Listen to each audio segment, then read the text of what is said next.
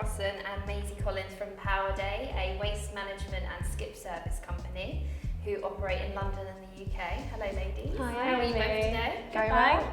Good. So if we start off, if you just tell me a bit about yourself and what you do for PowerDay. So Tara? So I work in the client relations department, so kind of developing partnerships with our clients on initiatives that we can both do, whether that be social value or working with our foundation, and just kind of communicating all the other things we do apart from being a waste company within the business. Amazing. I'm the sustainability advisor for PowerDay.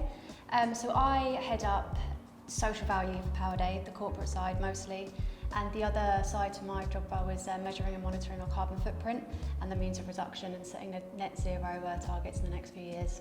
At Cavendish, we want to highlight companies that are providing a positive platform for innovation in the industry, and that's something we realise that PowerDay are doing. So if you could just tell us a bit about your social value programmes and what you're doing to give back to the community. Shall I start with my side of things? So as a corporate business, we focus a lot on working collaboratively with our clients mostly and make sure we really give back to the local communities we operate in. So a lot of our recent social value initiatives are around monthly litter picks within the local area because waste is a massive issue along the canal that we back onto in our main office. Another initiative we work closely with our clients on is local food bank donations. So what we do is we donate a 240 litre bin, just a small waste bin, to a site office or head office, whatever it may be. Our client fills it up and then we'll pick it up and deliver it to the local food bank. But yeah, so we run them every month. We try and get as many clients involved as we can. But that's the corporate side of things, and our social value initiatives change month on month. Yeah, and then from the foundation side of things, we work within the communities, mainly within sports. So at the kind of ethos of the foundation is helping the lives of young Londoners through sport. So we work with London boxing, football clubs, Gaelic football. We also work with rugby, and more recently we're going into swimming. So we'll be launching the first ever British Down Syndrome Swimming Championships, which will be later this year. And the hope of that is to kind of bring awareness to Down syndrome swimming as a whole, because at the moment they don't qualify for the Paralympics because of their type of impairment. And so the hope is to get,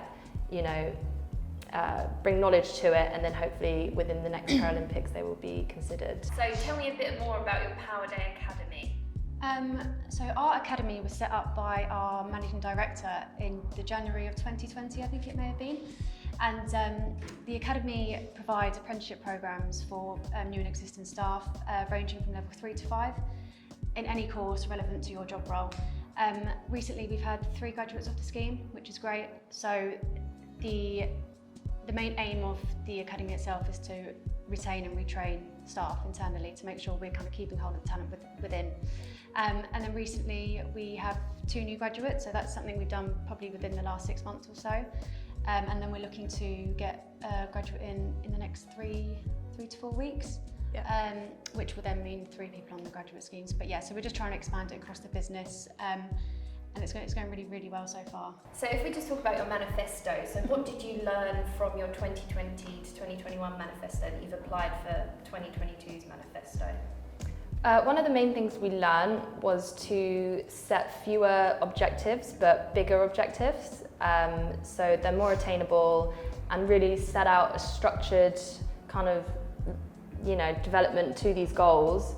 And one thing that we will be doing this year is setting a net zero carbon emission target, which we didn't want to do for the last manifesto because we kind of felt we weren't really at a position to be able to kind of transparently set that. And so what we will be doing starting next month is kind of going through the process of looking at how we can accurately set a target, because everyone has to do that, but in the line of waste, like, the infrastructure isn't necessarily there at the minute, so it will be a lot of predicting and kind of looking towards the future, what kind of developments are coming out and stuff.